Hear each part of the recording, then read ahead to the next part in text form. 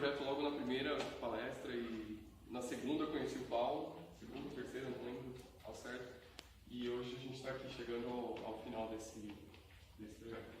Então, vou falar um pouco sobre habilidades cognitivo-linguísticas e as relações com a percepção musical em crianças. Muitos trabalhos mostram as relações entre música e linguagem, né, o quanto que existem um compartilhamento de processos sensoriais, processos cognitivos que envolvem tanto a gente tocar um instrumento musical quanto a gente nos expressarmos através da linguagem escrita ou da linguagem falada. E muitos desses trabalhos mostram, né, as principais relações nesses domínios aqui, né, no processamento de tons e alturas, tanto a fala quanto a música. Existem tons e a gente tem que decodificar o que esses sons representam. Ambos possuem, de certa forma, ritmos. Ambos os domínios, tanto a música quanto a linguagem, que é um processamento auditivo rápido, além de uma atenção seletiva para a gente poder decompor aquela informação e também memória de trabalho para poder fazer alguma coisa com essa informação. Enquanto a linguagem falada ela se desenvolve de maneira natural, ou seja, mesmo em crianças que têm algum tipo de prejuízo cognitivo, alguma síndrome gênica, elas conseguem, né, de alguma forma ainda desenvolver um tipo de comunicação, um tipo de linguagem. A leitura é um processo complexo, a leitura já é um processo que demanda de um amadurecimento de estruturas corticais, uma conexão diferente dessas estruturas cerebrais, para que a pessoa se torne, de fato, um bom leitor, um leitor capaz de ler com fluência, de dominar outros idiomas, e etc. Ler não é um processo tão natural quanto falar. E a gente também entende que a aquisição da leitura ela ocorre em diversas etapas, né? Quando a gente olha para essas etapas no desenvolvimento, a gente pode, por exemplo, entender como a primeira etapa um reconhecimento dos símbolos, né? A criança entender que cada um dos símbolos diferentes pode representar um tipo de som diferente, né? O som de cada uma das letras, entender que a combinação desses sons vai formar então fonemas. Esses fonemas têm representações sonoras distintas, para depois caminhar para uma fluência na decodificação, ou seja, olhar para uma palavra, para um conjunto de palavras e conseguir decodificar isso de maneira rápida e fluente, e até as partes mais complexas, né, de compreensão de regras complexas da própria linguagem, né, de sintaxe, de pontuação, de reconhecer trechos linguísticos em contextos diferentes e entender que existem também exceções para algumas dessas regras. Sendo esse um processo complexo, o processo da aquisição da leitura, muitas coisas podem acontecer de errado durante esse processo. E por isso é um papel muito importante dos professores monitorarem o desenvolvimento da criança ali, monitorar a aquisição dela dessas representações de sons, de fonemas, para garantir que ela está realmente passando por aquelas etapas que eu mostrei ali anteriormente, de maneira adequada ao desenvolvimimento. Quando existe uma falha em alguma dessas etapas de aquisição da leitura, é importante que exista um rastreio rápido, um rastreio que a gente chama de rastreio precoce, para evitar que isso se torne um déficit ainda maior ao longo do desenvolvimento, né? Acontece, por exemplo, da pessoa chegar ao final da 5ª série e não estar totalmente alfabetizada, não ter capacidade de fazer uma leitura, uma compreensão de um texto de uma maneira fluida. E quando isso acontece, a gente existe, né, dentro da literatura da psicologia, da psiquiatria, esses transtornos específicos da aprendizagem, né, que são muitas vezes realizados através de um diagnóstico diferencial, ou seja, você tenta eliminar todas as variáveis que influenciam o desenvolvimento daquela criança, daquele adolescente, para cercar e dizer que aquele tipo de transtorno, aquele distúrbio, ele é específico da aprendizagem, ou seja, específico de ter tido algum tipo de falha durante a aquisição desses processos de leitura, de consciência fonológica, etc. Os déficits de processamento fonológico, ou seja, de reconhecer as relações entre as letras, né, os símbolos e os fonemas que esses símbolos formam, são considerados os melhores preditores para a gente identificar esses transtornos específicos da aprendizagem. O que isso quer dizer? Que essas crianças vão muito mal em tarefas que envolvem a consciência fonológica. Além disso, quando a gente olha para essas crianças que têm déficits na leitura, né, no domínio musical, elas apresentam esses tipos de déficit aqui: discriminação temporal auditiva e percepção e produção de ritmo. Ou seja, quando essas crianças vão ser apresentados a um ritmo diferente, né? Numa aula de música, por exemplo, elas têm dificuldade em reconhecer o ritmo e principalmente em produzir aquele ritmo que é apresentado. Então, isso mostra para a gente já alguma relação, que já é mostrada na literatura, entre esse domínio de consciência fonológica da linguagem e a percepção e produção de ritmos. Como a Patrícia falou, a motivação desse trabalho se iniciou nas conversas musicais em 2015. Eu conheci o Paulo Andrade, que é um dos autores desse trabalho, e ele apresentou esse artigo, onde basicamente eles apresentaram aí uma tarefa musical, que é a tarefa de transcrição de sequências musicais, que a gente vai chamar de MSTT daqui para frente. E essa tarefa musical é uma tarefa como se fosse um jogo, né? Um jogo lúdico mesmo, feito em sala de aula. Mostrou um potencial de rastreio precoce para identificar aquelas crianças que têm risco de desenvolver esses transtornos de aprendizagem ao longo das séries, né? Das séries da alfabetização. Eu vou apresentar inicialmente então para vocês como funcionou essa tarefa e pedir até a ajuda de vocês para participar, para ficar mais fácil. O Paulo é ainda professor de música, e ele desenvolveu um jogo, né, um jogo chamado Jogo do Ouvido Inteligente, onde ele tocava algumas notas no violão, por exemplo, e ele pedia para as crianças tentarem reproduzir aquilo que ele acabou de tocar no violão, só que usando, por exemplo, as palmas, né, batendo palma ou batendo na carteira. E a partir dessa estratégia ele conseguiu mostrar para as crianças, por exemplo, a distinção de um som grave para um som agudo, né? Então, por exemplo, bater na carteira seria produzir um som grave, enquanto comparado com bater palmas seria aí um som agudo. E a partir desse jogo, né, você consegue explorar várias possibilidades com esse jogo musical, dividir a sala, por exemplo, entre meninos e meninas, lado direito e lado esquerdo, e ver quem melhor decodifica aquela sequência apresentada no violão e uma sequência rítmica, né, produzida pelos alunos. E a partir daí ele desenvolveu então a tarefa, né, que também a gente pode considerar um jogo, que envolve não só reconhecer esses sons, só que na hora de reproduzir esses sons, ao invés da criança bater palma ou bater na carteira, ela transcreve isso numa folha de papel. E através, claro, do treinamento, da apresentação da tarefa, a gente mostra para essas crianças, a gente tenta mostrar para elas, na verdade, quais são os melhores símbolos para transcrever o que seria um som grave e o que seria um som agudo. E a representação que a gente chega é essa daqui. O som grave seria representado por um círculo, né? E o som agudo por um palitinho. Então, a partir daí, a gente faz também um treinamento com as crianças, se elas entenderam a tarefa. As sequências são apresentadas e elas têm que aguardar um tempinho antes de poder, então, transcrever. Eu vou tocar aqui agora para vocês 4 sequências. Cada uma dessas sequências, a tarefa tinha 20. Cada uma dessas sequências é composta por 4 sons.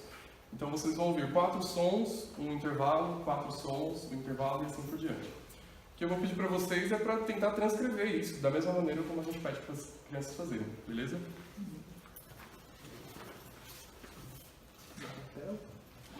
Pode ser, pode falar em voz alta.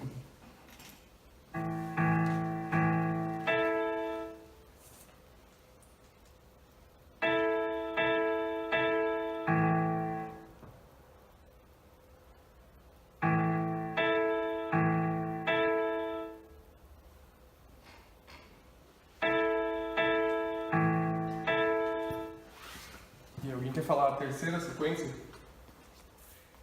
Grave, agudo, grave, agudo. Grave, agudo, grave, agudo. Vamos lá. Bom, isso seria a transcrição. Grave, agudo, grave, agudo. Beleza, acertou. É simples, né? Fácil de compreender. Como eu disse, a tarefa toda tem 20 sequências. São recombinações desses padrões de grave, agudo, agudo, grave. E existe esse intervalo aqui, né? Logo após a apresentação de uma sequência, as crianças devem aguardar um tempinho e só então depois que a gente diz pode escrever, aí elas têm que ir lá escrever. Ou seja, existe também memória de trabalho, uma tarefa também de transcrição manual, de representação de um símbolo e de decodificação, né? De transformar essa informação acústica em uma informação escrita.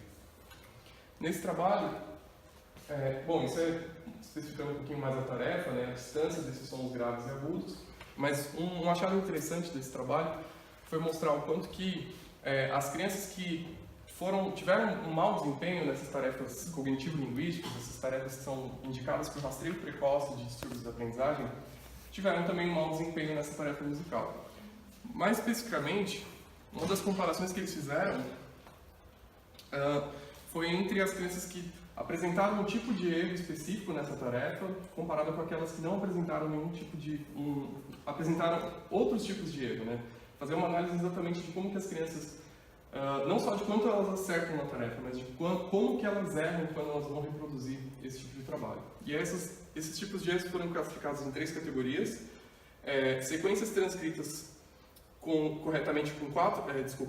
sequências transcritas com 4 sons, porém errados. Eu apresentei 4 sons, ela transcreveu 4 sons, mas ela errou, então isso é um tipo de erro. O segundo tipo de erro é quando ela transcrevia 5 ou mais símbolos para cada uma das respostas. Esse tipo de erro a gente vai chamar de respostas supérfluas. E o terceiro tipo de erro é quando ela transcrevia 3 ou menos símbolos, chamados de respostas com elisão.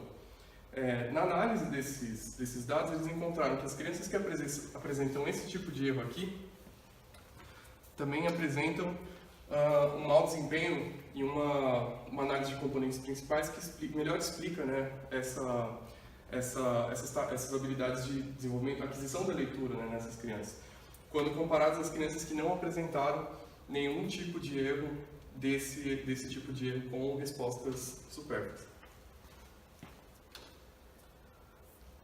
Então, basicamente, os objetivos durante o mestrado foi de replicar parte desse trabalho, replicar parcialmente esse trabalho apresentado pelo Paulo, e, além disso, fazer uma investigação, né, um pouco mais profunda sobre as associações entre habilidades musicais e habilidades cognitivo-linguísticas em crianças de escolas públicas em Santo André.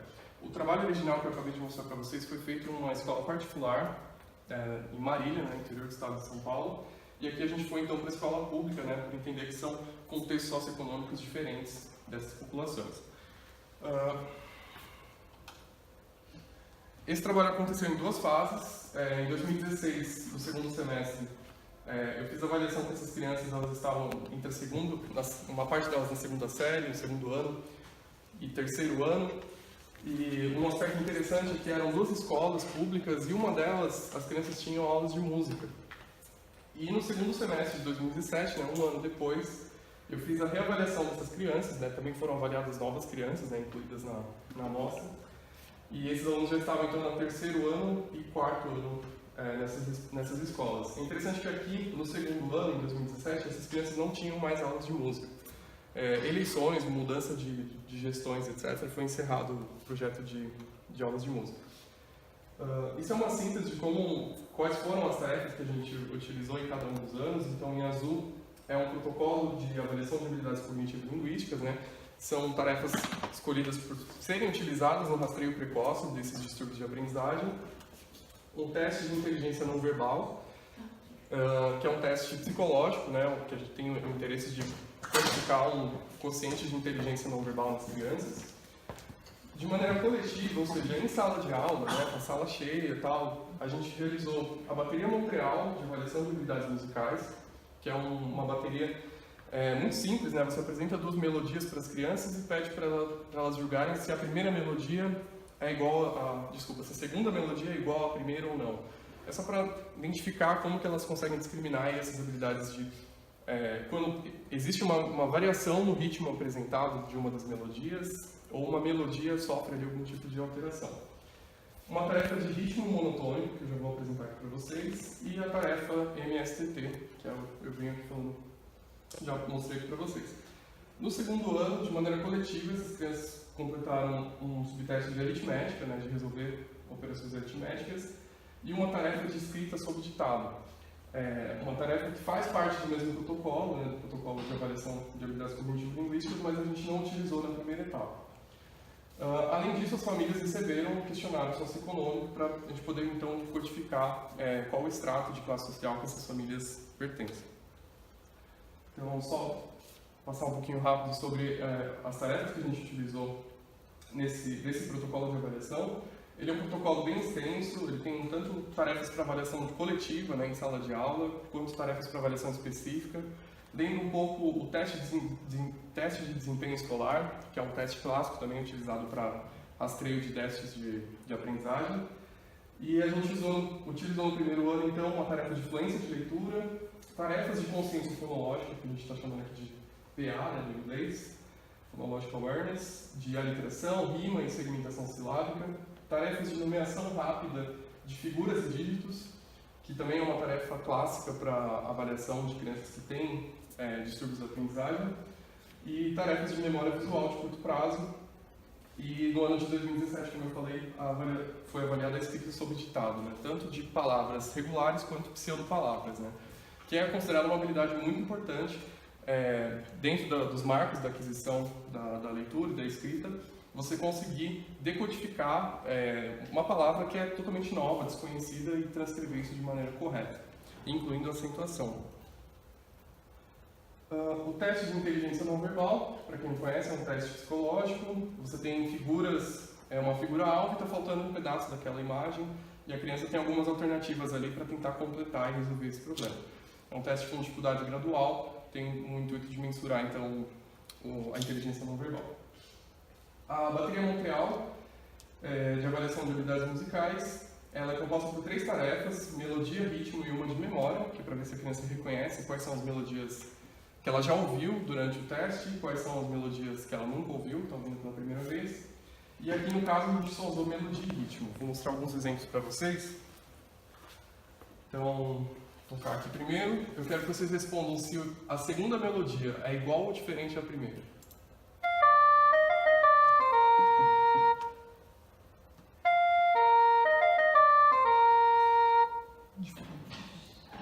Diferente. Quem acha que é igual, levanta a mão. Ninguém acha que é igual? Todo mundo acha que é diferente? É diferente. Então, eram 20 sequências também, né? Cada sequência com 2 pares, um par de melodias. E essas alterações na tarefa de melodia podiam ser de escala, contorno ou intervalo, né? E a gente vê aqui onde há uma alteração nessa sequência de melodia. Agora, ritmo.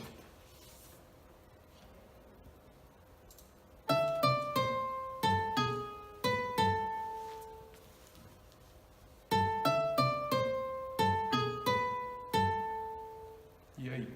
Se o ritmo é igual? Diferente. Diferente, isso.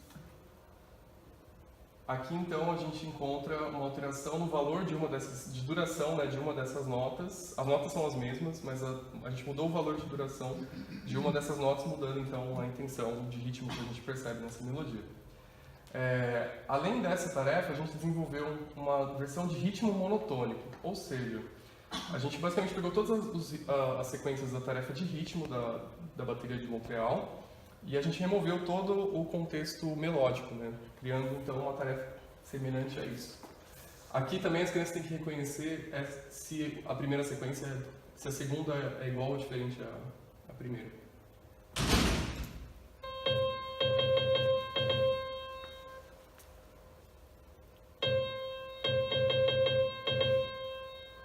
E aí, igual ou diferente?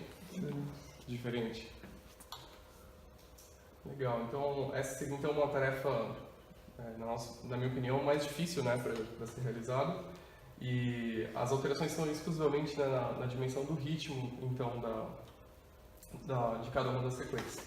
Tudo isso para avaliar então a percepção musical dessas crianças, né? Lembrando que eram crianças, a maior parte delas sem treinamento musical, mas em uma das escolas eles tinham aula de música uma vez por semana.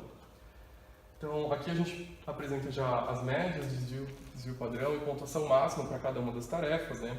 A gente vê ali a diferença de praticamente 1 ano, né, entre a avaliação em 2016 e 2017.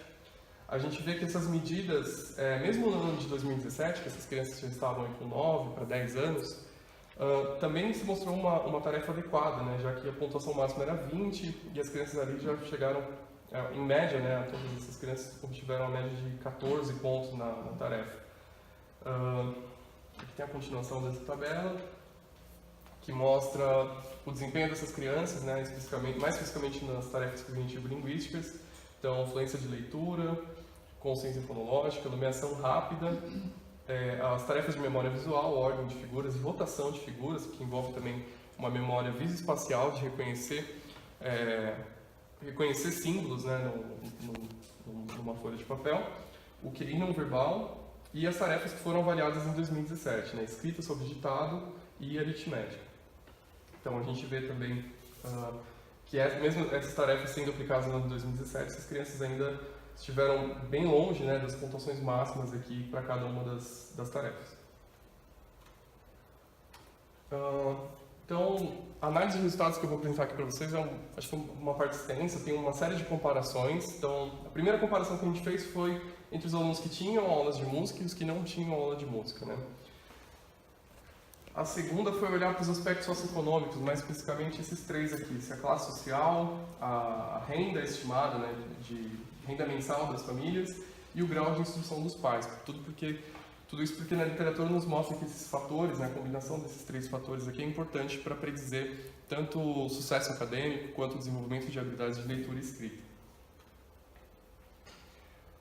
Uma comparação que foi possível ser realizada também, justamente porque o início desse trabalho todo começou aqui na UFBC, junto com o Paulo Andrade, foi comparar o desempenho das crianças das escolas públicas aqui de Santo André com a escola privada do estudo original, ou seja, do estudo do Paulo, publicado em 2013.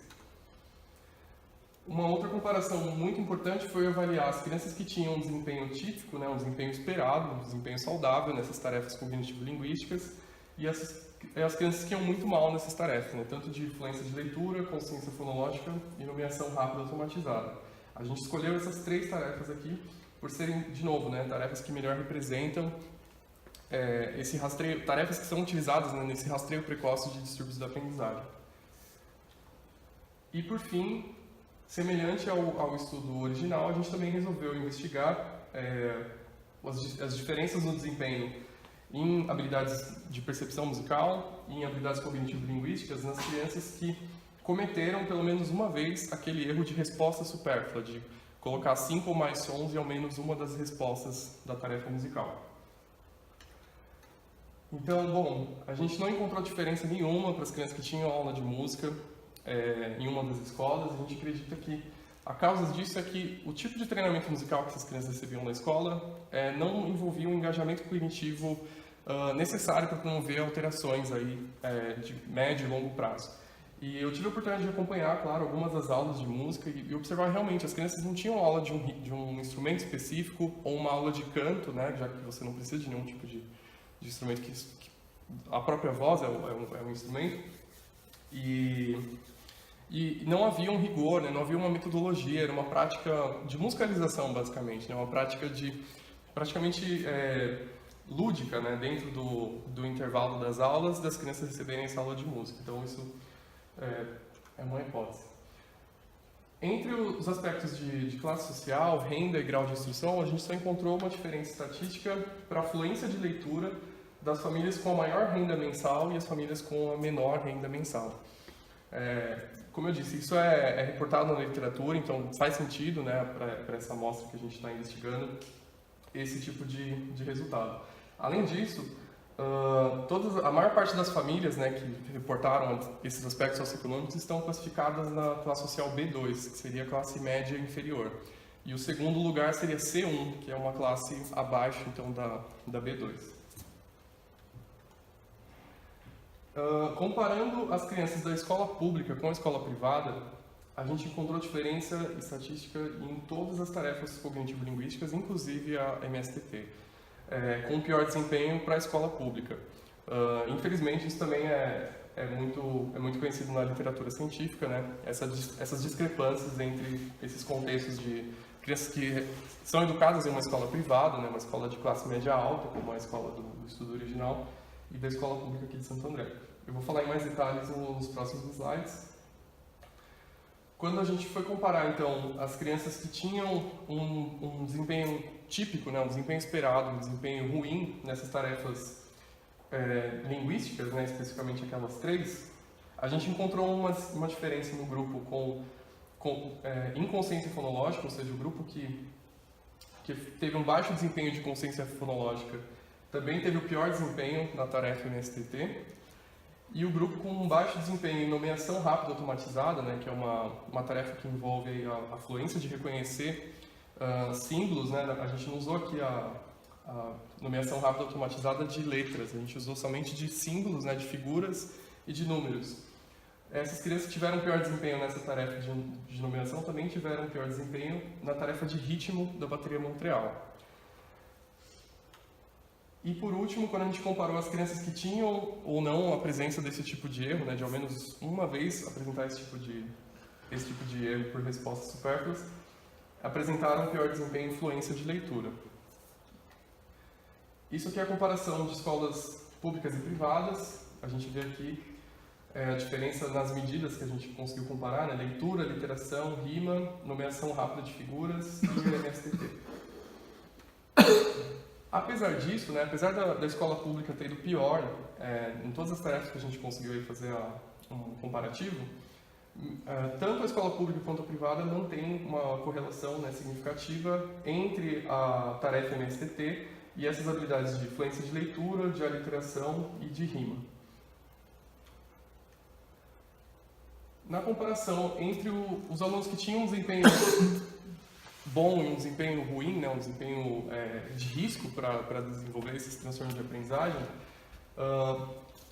a gente usou como classificação, né, a gente chamou de grupo de risco, o grupo atípico, um desempenho menor ou igual a um desvio padrão da média. Faltou da média ali. E a gente encontrou, então, né, como eu mostrei ali, diferenças no desempenho da tarefa MSTT, com pior desempenho para as crianças que foram mal em consciência fonológica e um pior desempenho na tarefa de ritmo para as crianças que foram mal na tarefa de nomeação rápida automatizada. E quando a gente olha, então, de novo, para aquela resposta supérflua, um pior desempenho na tarefa de fluência de leitura para os alunos que apresentaram ao menos uma vez esse tipo de erro. Isso aqui agora é uma análise de correlações parciais para a gente investigar, então, aquelas associações entre habilidades linguísticas e habilidades musicais nessas crianças. Então, a gente separou, né, domínio verbal, domínio não verbal, incluindo, então, domínio verbal, a fluência de leitura, consciência fonológica e nomeação rápida, e domínio não verbal, a inteligência não verbal e aquelas tarefas de memória visual.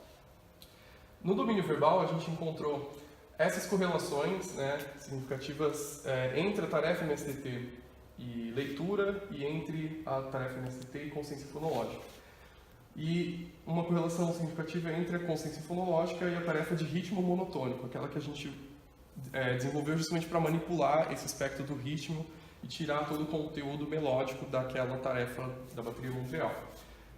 São correlações parciais controladas pela idade.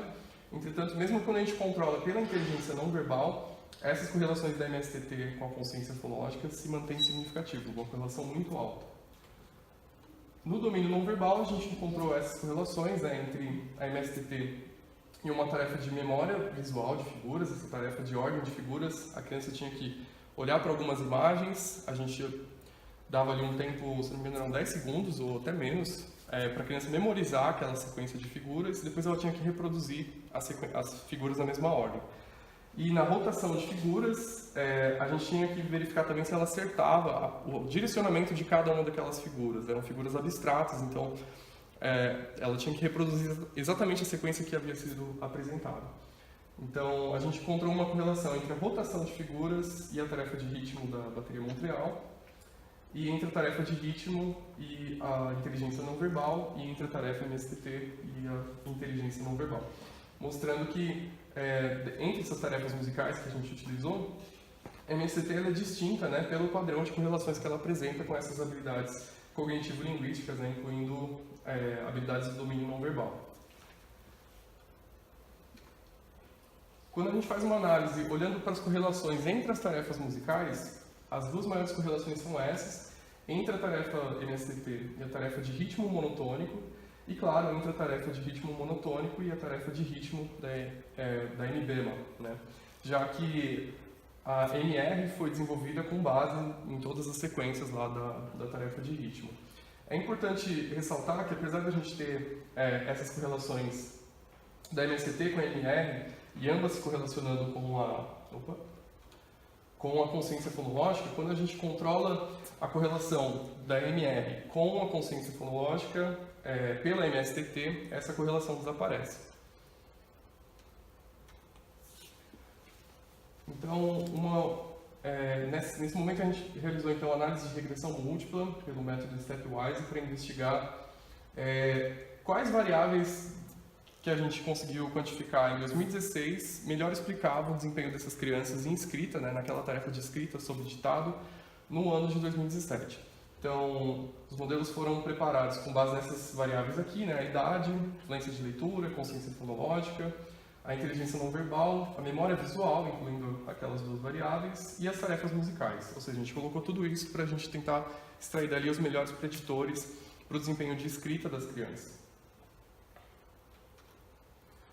Em um modelo mais geral, sem olhar ainda para o desempenho, para o bom desempenho, para o mau desempenho das crianças nessas tarefas, foram produzidos dois modelos. O primeiro incluindo a fluência de leitura e a pontuação na tarefa MSTT.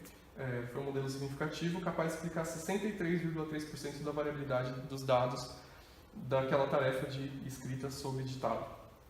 E o segundo modelo é somente a tarefa de fluência de leitura. Esse modelo foi capaz de explicar 54,8% da variabilidade dos dados. A gente encontrar essa variável de fluência de leitura nesses modelos, claro, é esperado, já que a gente sabe muito bem que a consciência fonológica, a fluência de leitura e a nomeação são bons preditores para a gente saber sobre o desempenho dessa criança na aquisição da leitura escrita, por que não? Então, a surpresa aqui é encontrar justamente o score da tarefa MSTT como um bom preditor para esse desempenho em escrita. Em uma segunda análise, a gente então separou as crianças que tinham um bom desempenho e um mau desempenho em escrita e a gente utilizou as mesmas variáveis.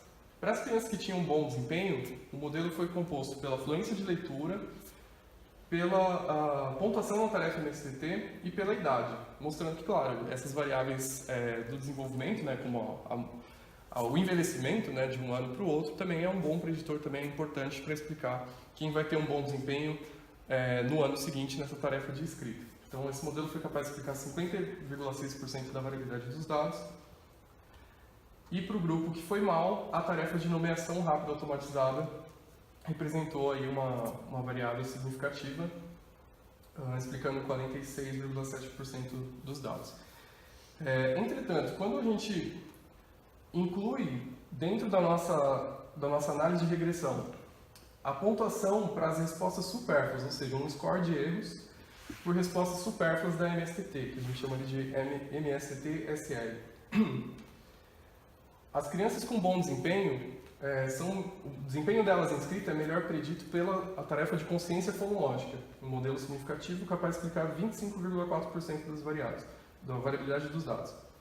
E quando a gente olha para as crianças com desempenho atípico na tarefa de escrita, justamente essa pontuação por respostas supérfluas foi o principal preditor desse modelo, capaz de explicar 55,9% da variabilidade dos dados.